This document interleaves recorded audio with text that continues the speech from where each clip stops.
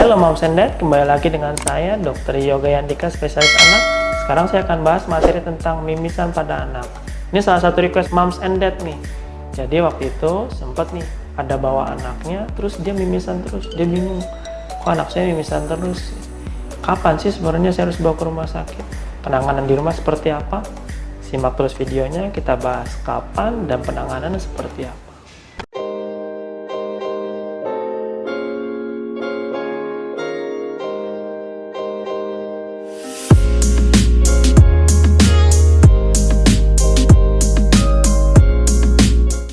Nah, sebelum kita bahas kapan dan penanganan seperti apa, kita harus tahu dulu nih, hidung kita tuh sebenarnya strukturnya seperti apa sih?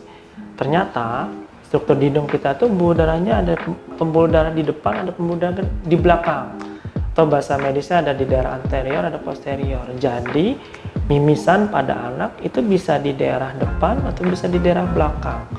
Yang paling sering terjadi yang mana? Tentu yang di daerah depan atau yang di daerah anterior. Itu angka kejadiannya sekitar 80-90%, yang di belakang itu jarang. Nah, kemudian apa sih penyebabnya? Nah, secara umum bagi jadi dua, ada lokal atau di daerah hidung lokal atau secara umum sistemik atau badan.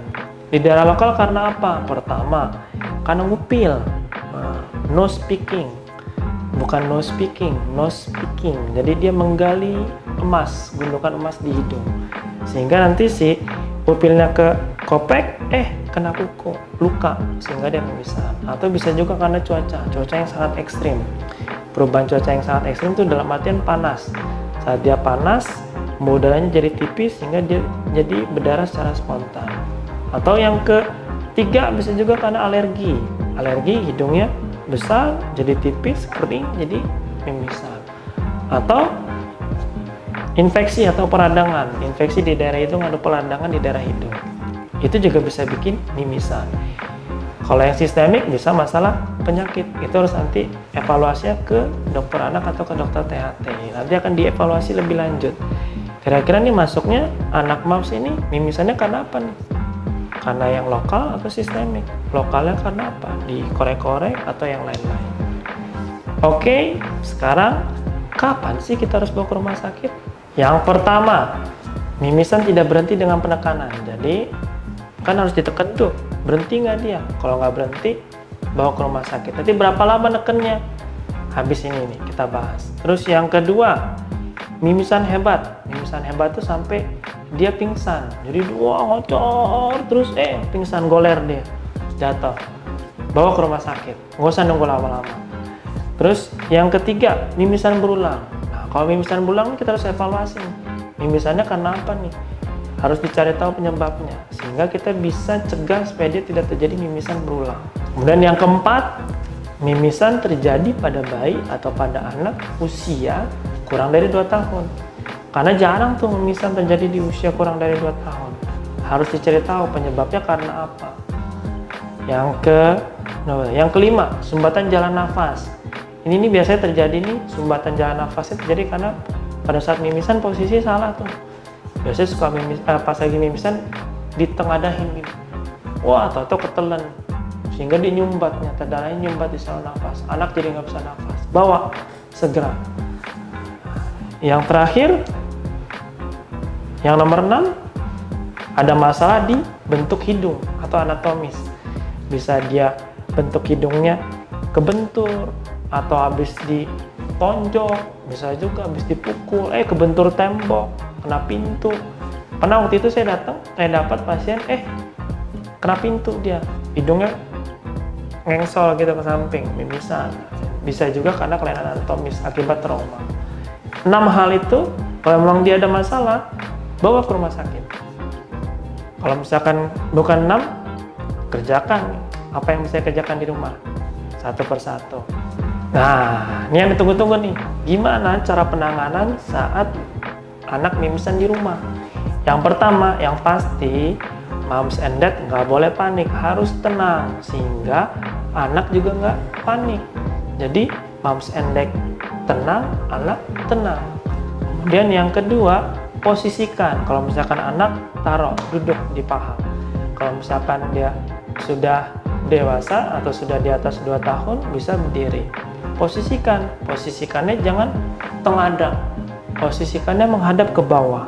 Fungsinya buat apa? Supaya si darahnya tidak tertelan ke belakang, karena kalau dia tertelan ke belakang ada resiko nih, darah yang tertelan dia nyumbat saluran nafas, sehingga anak jadi nafasnya jadi susah. Nah, jadi posisikan ke bawah. Kemudian yang berikutnya tahapnya adalah tekan hidungnya kanan kiri, tekan, hup, 5-10 menit, cep, gitu, posisi ke bawah, bukan begini. Wah, seringnya yang saya lihat nih, pas lagi mimisan pernah tuh, pas lagi berobat kontrol, dia kan mimisan berulang, dilalanya pas sampai ke ruangan saya, mimisan di tempat praktek. Ibunya panik, wah tengadahin begini, wah anaknya ketelen tuh si itunya. Jadi yang benar begini, bukan begini. Tahan 5-10 menit, 5-10 menit, begini. Tahan, kita cek pendarahan berhenti nggak. Oh, kalau misalkan nggak berhenti, evaluasi posisi. Jangan-jangan posisinya nggak benar, mencetnya nggak benar. Mencet di daerah, ini kan ada cuping di atasnya, sini.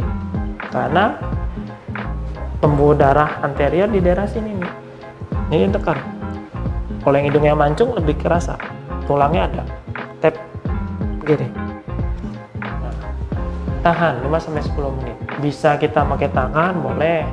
Sumbat pakai tisu, tempel, begini boleh. Sumbat pakai apa tuh? Daun sirih boleh. Gitu. Yang penting sifatnya harus didep, ditahan, ditekan, supaya dia pendarahannya berhenti. Terus yang ketiga, saat kita tekan, sambil kita evaluasi, ini kira-kira pendarahannya karena apa? Ingat-ingat lagi tadi, penyebab mimisan kan ada dua, ada lokal, ada sistemik. Ada lokal, ada ngupil-ngupil nggak? Atau dia lagi batuk pilek nggak? Atau dia punya alergi nggak? Gitu. Kalau emang ada, oh oke. Jangan-jangan misalkan, oh jangan-jangan dia alergi nih, sering bersin-bersin. Tanya ke dokternya, apakah ini karena alergi? Kalau memang alergi, hindari pencetus. Kalau karena ngupil, no speaking, karena menggali harta karun, tarik, jangan sering ngupil. Mungkin itu aja pembahasan tentang mimisan pada anak. Semoga bermanfaat. Jangan lupa di like dan di share ke teman-teman semuanya, karena sharing is caring. Jangan lupa nih di share ke teman-teman semuanya, plus subscribe, klik lonceng yang ada di sebelah kanan. Video ini akan rilis setiap hari Rabu. Terima kasih buat Moms and Dad. Salam sehat.